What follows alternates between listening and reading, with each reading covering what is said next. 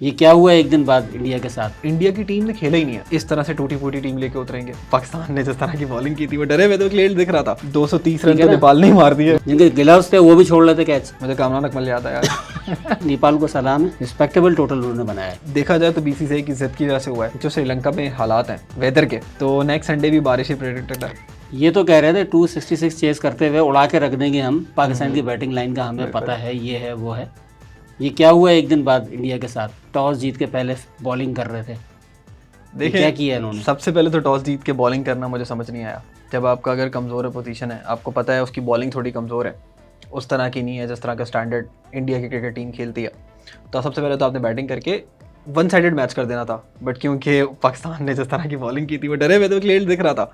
उसके बाद जो जिस तरह से मैच कैंसिल हुआ था, एक बहुत बड़े लेजेंड है इंडिया के जो ये कह रहे थे कि हमारे टीवी बच गए, अभी बचे हुए ठीक है ना, टीवी बचा हुआ है भैया हमारे टीवी बचे हुए और बचे रहेंगे अल्हम्दुलिल्लाह। आप अपनी स्टंप्स बचाएं। आप बिल्कुल आपने स्टंप्स बचाए। तो जिस तरह की बॉलिंग अभी हुई है, सिर्फ एक चेंज था बॉलिंग में। अब बुमराह की जगह मोहम्मद शामी था, और अगर बुमराह भी होता तो जिस तरह से अच्छी बॉलिंग मोहम्मद शामी ने की है, बुमराह भी अच्छी बॉलिंग करता। अगर हम अपने अगेंस्ट की बात करें तो वो कह रहे थे कि हमारे पास 4 पेसर्स थे, हमें एडवांटेज होता। उनके 4 पेसर्स कौन थे? एक जो 120 किलोमीटर पर हार्ट पे बॉलिंग करते हैं, शार्दुल ठाकुर, जिनको आज 6 से ऊपर के एवरेज से रन पड़े। उसके बाद 4 ओवर्स के बाद उनसे ओवर ही नहीं कराए, ठीक है। उसके बाद आपके दूसरे बॉलर जो ओडीआई के नंबर 1 बॉलर माने जाते हैं, मोहम्मद सिराज, उनको भी इसी तरह मार को 6 पॉइंट से समथिंग ऊपर से रन्स पड़े उनको।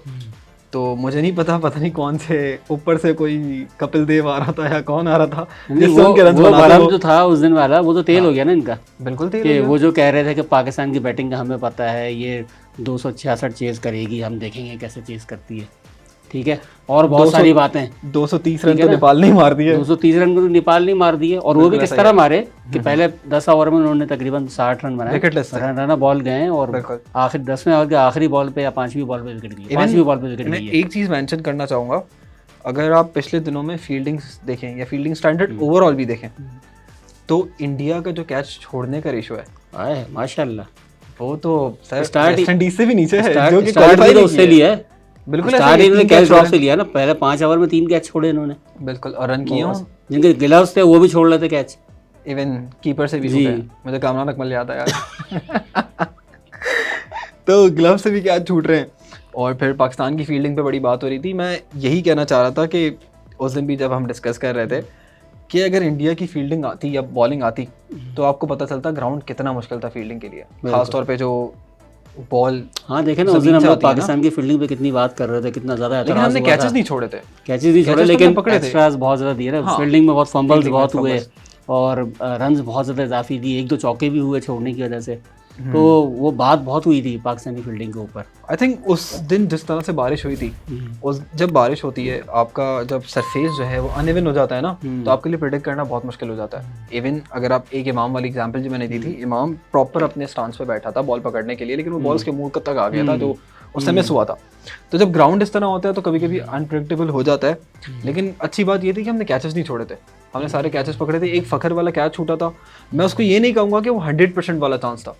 वो जो कैच था उसके लिए आपको एक्स्ट्रा ऑर्डिनरी कोई कैच लेना पड़ता है, तब जाके आपको वैसी विकेट मिलती है। बहरहाल नेपाल को सलाम है, बिल्कुल 49 आवर्स तक सर्वाइव किया उन्होंने इंडिया की बॉलिंग के खिलाफ, ठीक है। और 230 का एक रिस्पेक्टेबल टोटल उन्होंने बनाया है। बिल्कुल ऐसा ही है, ठीक है। बाकी तो ये बारिश की वजह से तो ये वाला मैच भी ख़राब हुआ है। बिल्कुल ये सिर्फ इंडिया की ज़िद की वजह से हुआ है जो भी हो रहा है ना, ये कि उसने अब देखें खुद तो मज़े से बैठा हुआ श्रीलंका में। बिल्कुल ऐसा ही है, दूसरी टीम स्ट्रगल कर रही हैं, बाकी टीमें ख्वार हैं। वो जिस जहाँ 9 मैच थे श्रीलंका में, वो भी ख्वार है। बिल्कुल ऐसा ही, वो भी अभी अफगानिस्तान में मैच खेलने के लिए लाहौर आया हुआ है। अच्छा, आपने दो चीज़ें नोट की हैं जी। मेनली जो होस्ट है, जो कह लें कि सादा खुशबू होस्ट है या नाम का होस्ट है, दैट इज पाकिस्तान। बिल्कुल, उसने 2 मैच कंसेक्यूटिव के नहीं खेले। बिल्कुल, ठीक है। अभी उसने 1 मैच खेला था पाकिस्तान में नेपाल के अगेंस्ट, 1 खेला है श्रीलंका में। अब वो टॉप 4 का पहला मैच खेलेगा पाकिस्तान में, फिर सारे मैच खेलेगा श्रीलंका में। बिल्कुल, तो मतलब वो प्लेयर्स हैं। वो तो अफगानिस्तान के खिलाफ सीरीज भी तो श्रीलंका में थी ना। बिल्कुल ऐसा ही है। 27 अगस्त को सीरीज खत्म हुई है, 30 को वो लाहौर, 26 को सीरीज खत्म हुई, 27 को वो लाहौर पहुंचा, लग रहा है 30 को नेपाल के खिलाफ मैच खेला, फिर वहां भागा 2 सितंबर को खेलने के लिए इंडिया से। फिर वापस आया यहाँ, लाहौर आ अब गया। सुपर 4 का मैच खेलेगा और फिर यहाँ से फिर वापस भागेगा श्रीलंका। बाकी टीमों का भी यही हाल है। बिल्कुल ऐसा ही, सारी टीम्स ख्वार हो रही हैं। मुझे तो लग रहा है जिस तरह से अफगानिस्तान के प्लेयर्स ने दुबई में घर लिए हुए हैं ना, थोड़े दिन में अगर एशिया कप हमने होस्ट किया आगे भी, तो पाकिस्तानी प्लेयर्स ने घर ले लेना श्रीलंका में। वैसे भी हमारा वाली हाल था हमारा श्रीलंका दूसरा का। घर है श्रीलंका यार। बिल्कुल ऐसा ही बाबर कह रहे हैं। बाबर के बकौल हमारा कप्तान जब कहता है हमारा दूसरा घर है तो दूसरा घर है। देखा जाए तो बीसीसीआई की जिद की वजह से हुआ है।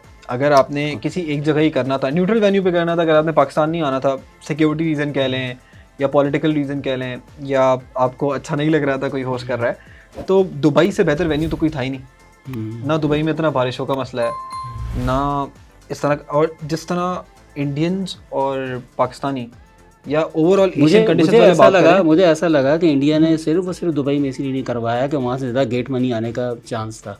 बिल्कुल वहाँ पे पाकिस्तान ऑडियंस अच्छा मिलता सब फुल हाउस होते, ऑडियंस अच्छी होती, तो वो पाकिस्तान होस्ट कर रहा है तो वो उसका नुकसान हो जाए थोड़ा सा।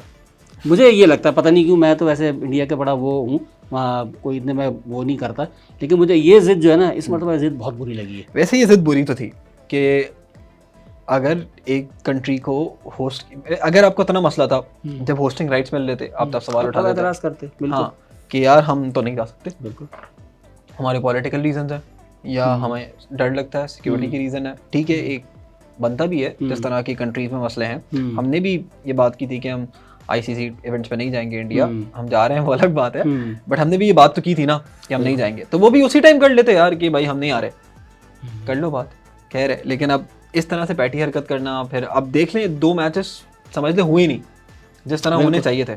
अगर आज का मैच देखें, अगर नेपाल और इंडिया का मैच होता तो इस तरह तो बेचारा नेपाल ना पिटता। एक मजे का मैच होता ना, 50 ओवर्स की खूबसूरती ये होती है कि 10 ओवर में थोड़ी सी मार कुटाई हुई, उसके बाद टेस्ट होता है 10 ओवर के बाद 40 ओवर तक।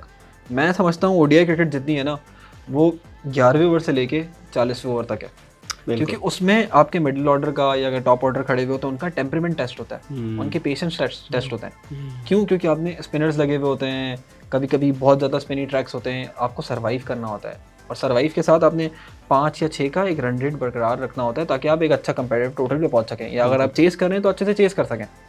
तो वो एक अच्छी क्रिकेट हमें देखने को नहीं मिली इंडिया की तरफ से, और ये आई थिंक ये सारा बैकलैश इंडिया पे ही हुआ है। अगर आप देखा जाए, हम तो अच्छी प्रैक्टिस में चल रहे थे, अगर हम इंडिया को देखें, उनकी जो प्लेइंग 11 है एक ज़माने से साथ नहीं खेली।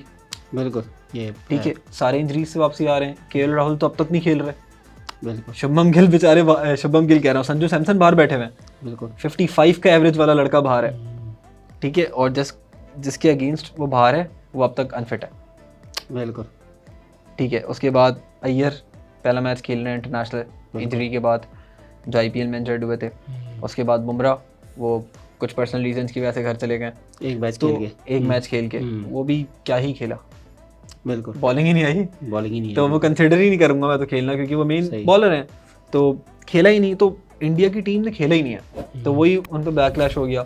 अब जब वो टॉप 4 में उतरेंगे तो इस तरह से टूटी फूटी टीम लेके उतरेंगे, ना सही से बैटिंग लाइनअप ऑर्डर उनका डिसाइड हो पाया, क्योंकि अगर आप देखें उस दिन ईशान किशन ने उनको बचाया, अगर देखा जाए, बिल्कुल वही पाकिस्तान की ईशान किशन सबसे पहले तो मिडिल ऑर्डर का बैट्समैन ही नहीं है।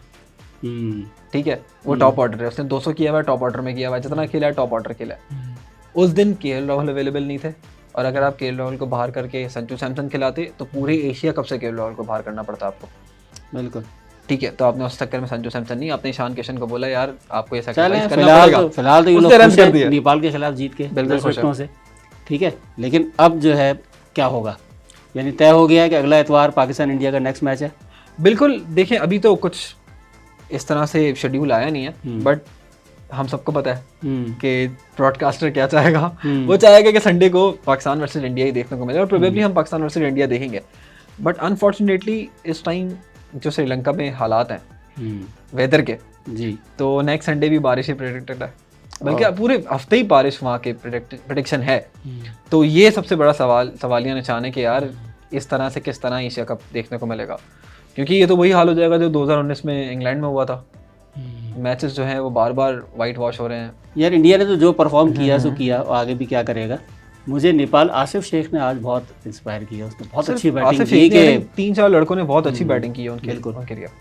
अगर आप आसिफ शेख का स्कोर देखें, उसने तो 50 की है, वो तो चले टॉप ऑर्डर था, जो सिंपल कामिया है जो कि ऑलराउंडर हैं, बॉलिंग भी करते हैं, तो आई थिंक उनकी तरफ से बड़ी इंटरेस्टिंग इनिंग थी। लेट आके 56 बॉल पे 48 रन, बिल्कुल, ये बहुत एक अच्छा टारगेट होता है। आई थिंक नेपाल बहुत अच्छी स्टोरी रही है ओवरऑल एशिया कप में। ठीक है, हमसे तो बहुत ज़्यादा बुरी तरह हार गए थे बेचारे, क्योंकि वो उस लेवल के क्रिकेट खेल ही नहीं पाए ना, क्योंकि वो एसोसिएट टीम्स के साथ खेलते हैं। बट ये है कि पहली बार एशिया कप में आए, थोड़ा एक्सपीरियंस मिला। आई होप आगे लोग उनके साथ सीरीज़ भी खेलें, क्योंकि इंटरनेशनल क्रिकेट अच्छी उनको मिलेगी एसोसिएट क्रिकेट से बाहर, तो ही वो थोड़ा और राइज होंगे। एंड आई होप जिस तरह अफगानिस्तान का राइज हमने देखा था, इस क्रिकेट का भी, इस नेशन का भी हम राइज देखें। यार वो सारे मसले बाकी अपनी जगह, लेकिन मुझे ये बात बहुत अच्छी लगी कि बीसीसीआई का जो वफद है वो लाहौर आया है मैच देखने के लिए। बिल्कुल ऐसा ही है। तो प्रेसिडेंट जो हैं रॉजर बिनी और वाइस प्रेसिडेंट राजीव शुक्ला दोनों आए हैं, तो ये मेरे ख्याल में बर्फ़ पिघलेगी। हालांकि उन्होंने तो कहा तो यही है कि फ़ैसला वही होगा पाकिस्तान के बारे में खेलने के बारे में जो गवर्नमेंट का फ़ैसला होगा, लेकिन फिर भी हमारे उनके वफद का यहाँ आना वहाँ जाना, कम से कम गवर्नमेंट लेवल से हट के बोर्ड के लेवल पर तो ये बात हो ना कि यार हम खेलना चाहते हैं आपस में, गवर्नमेंट चाहे या ना चाहे, या हम बात करना चाहते हैं, हम मिलना चाहते हैं। जो गवर्नमेंट का रवैया है वो तो ऐसा है कि हम बात भी नहीं करना चाहते, बिल्कुल ऐसा, हम मिलना भी नहीं चाहते।